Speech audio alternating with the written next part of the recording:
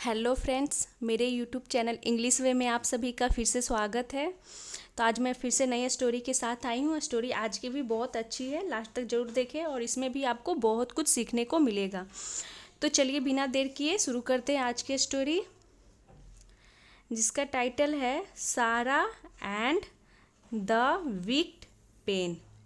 तो सारा यहाँ पे नाउन हो गया, यानी कि नाम, एंड कंजंक्शन, द यहाँ पे आर्टिकल हो गया, विक्ड पेन। तो विक्ड यहाँ पे एडजेक्टिव हो गया, पेन हो गया नाउन, यानी कि नाउन के बारे में यहाँ बता रहा है कि कैसा पेन, तो विक्ड पेन। और पूरा का मतलब हो गया सारा और दुष्ट, दुष्ट पेन। विक्ड का मतलब होता है दुष्ट, पेन यानी कलम, यानी दुष्ट सारा और दुष्ट पेन। तो चलिए देखते हैं क्या है स्टोरी। सारा वाज अ लेजी गर्ल। सारा के बारे में यहाँ बताया जा रहा है कि सारा कैसी लड़की थी। तो सारा एक आलसी लड़की थी। वाज पास्ट को दिखा रहा है, लेजी यहाँ पे एडजेक्टिव हो गया, गर्ल नाउन हो गया, यानी कि सारा के बारे में बताया जा रहा है कि सारा एक आलसी लड़की थी। ये हो गया। सी नेवर कंप्लीटेड हर होमवर्क। सी नेवर यानी कि वह, नेवर यानी कभी नहीं, कंप्लीटेड यानी पूरा करती थी, हर होमवर्क यानी कि अपना होमवर्क कभी नहीं पूरा करती थी। तो सी प्रोनाउन हो गया, जो कि सारा के लिए यूज किया गया है।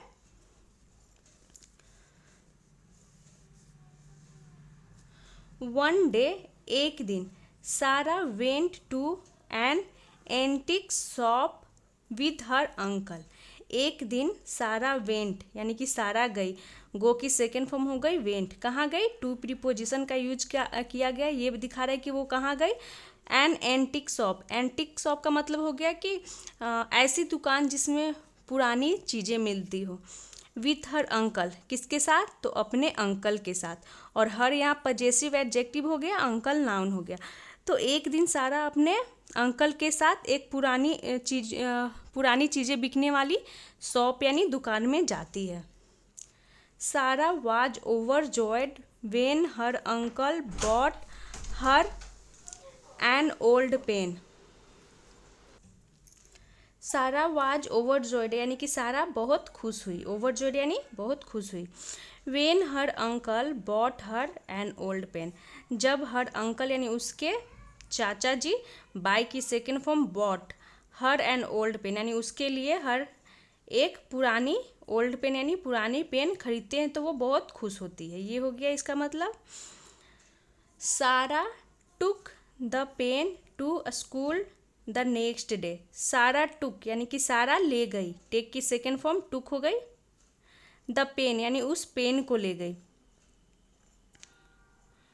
टू स्कूल, कहाँ ले गई? तो टू स्कूल यानी स्कूल। तो टू यहाँ प्रीपोजिशन हो गया, जो दिखा रहा है कि वो किस ओर ले गई, कहाँ ले गई, तो स्कूल ले गई।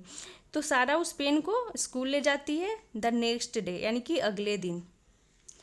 इन द क्लास यानी कि क्लास में, the teacher asked Sarah to show her homework. In the class यानी कि क्लास में, द टीचर आस्क्ड यानी कि शिक्षक, टीचर ने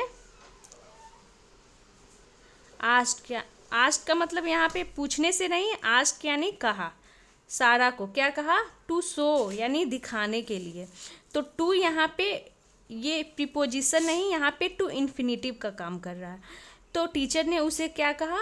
टू शो यानी दिखाने के लिए, हर होमवर्क यानी कि अपना होमवर्क यानी कि जो HW मिला था उसे दिखाने के लिए टीचर ने कहा। एक्सपेक्टिंग पनिशमेंट, सारा showed her the incomplete work. तो इसका मतलब हो गया कि एक्सपेक्टिंग पनिशमेंट। तो पनिशमेंट का मतलब हो गया सजा, एक्सपेक्टिंग यानी कि सजा की उम्मीद करते हुए, ये हो गया। सारा शोड यानी सारा ने दिखाया, हर द इनकम्प्लीट वर्क यानी कि अपना अधूरा वर्क। इनकम्प्लीट यानी अधूरा, वर्क यानी जो वर्क उसे HW मिला था वो। तो सारा ने कंप्लीट नहीं की थी वो अपना होमवर्क, इसीलिए वो क्या उम्मीद कर रही थी, पनिशमेंट। तो यानी कि सज़ा की उम्मीद करते हुए कि सज़ा तो मिलेगी ही क्योंकि वो कंप्लीट नहीं की हुई थी। सारा अपना HW दिखाती है। वेरी गुड सारा, बहुत अच्छा Sarah. For once you have completed your homework. For once यानी कि एक बार के लिए, यू हैव कंप्लीटेड यानी कि तुमने कंप्लीट किया है, पूरा किया है। तो यहाँ पे कंप्लीट की थर्ड फॉर्म कंप्लीटेड है, और यहाँ पे यू के साथ हैव हेल्पिंग वर्ब हो गया, ये प्रेजेंट परफेक्ट टेंस की सेंटेंस हो गई। तो एक बार के लिए तुमने योर होमवर्क यानी अपना होमवर्क कंप्लीट किया है, ये हो गया। सेड द टीचर यानी कि टीचर ने कहा। सरप्राइज्ड सारा लुक्ड एट द नोटबुक यानी कि हैरान सारा लुक्ड देखी, कहाँ देखी, तो एट द नोटबुक। नोटबुक यानी अपनी कॉपी में देखती है हैरान होकर के। मतलब जब उसकी टीचर बोलती है कि क्या बोली थी कि ये वेरी गुड सारा, तुमने पहली बार अपना होमवर्क कंप्लीट किया है। तो ये सुन करके सारा क्या थी, सरप्राइज थी, हैरान थी, और वो अपना नोटबुक देखती है। एंड वाज स्टार्टल्ड, और वो स्टार्टल्ड यानी कि वो चौंक गई। Her homework was neatly done यानी उसका जो होमवर्क था वो कैसे था, कम डन था। वाज नीटली डन यानी कि नीटली मतलब हो गया साफ सुथरे तरीके से कंप्लीट किया गया था, यानी पूरा किया गया था, डन किया गया था। तो यहाँ पे वाज है, यहाँ पे डन है, ये पैसिव में सेंटेंस है, पास्ट इंडिफिनिट की पैसिव, कि उसका होमवर्क साफ सुथरे तरीके से पूरा था, पूरा किया गया था, ये हो गया। नीटली यहाँ पे एडवर्ब हो गया जो ये दिखा रहा है कि उसका होमवर्क किस तरीके से किया गया था। जस्ट देन तभी, another boy John started crying. Another boy यानी कि दूसरा लड़का, कौन, जॉन, स्टार्टेड क्राइंग यानी कि वो रोने लगा। तो स्टार्ट की यहाँ सेकेंड फॉर्म के रूप में यूज किया गया स्टार्टेड, और स्टार्ट अपने बगल में जेरन लेता है, तो क्राई से यहाँ पे क्राइंग हो गया। हिज नोटबुक ले इन टैटर्स।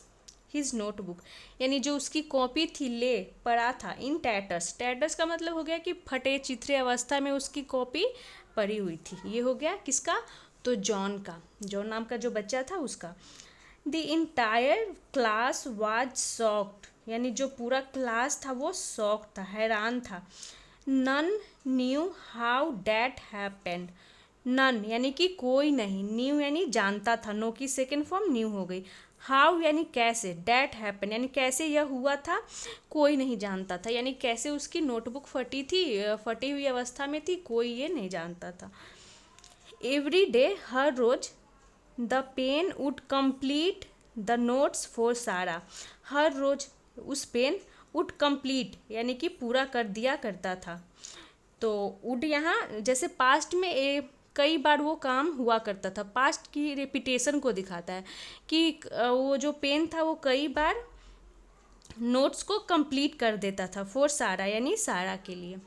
बट इन रिटर्न, लेकिन इन रिटर्न यानी बदले में, अनदर बॉय यानी दूसरा लड़का, वुड लूज हिज नोटबुक यानी दूसरा लड़का उसके बदले में अपना नोटबुक यानी कॉपी खो देता था। तो बदले में या तो अपना नोटबुक खो देता था, या फिर उस किसी की जो नोटबुक थी वो फटी चिटी अवस्था में मिलती थी, ये हो जाता था। और सारा का जो होमवर्क था वो कंप्लीट हो जाता था, ये हो गया। बाय देन यानी तब तक, सारा understood that the pen was wicked यानी कि तब तक सारा जो थी वो समझ गई थी। अंडरस्टैंड की सेकेंड फॉर्म हो गई अंडरस्टूड, डैट कि द पेन यानी वो पेन, वाज यानी थी, विक्ट, विक्ट यानी कि दुष्ट थी। तो सारा को समझ में आ गया था कि ये सब क्यों हो रहा है, उस पेन की वजह से हो रहा है, पेन ही दुष्ट है। This troubled her so much that she buried it deep in the garden.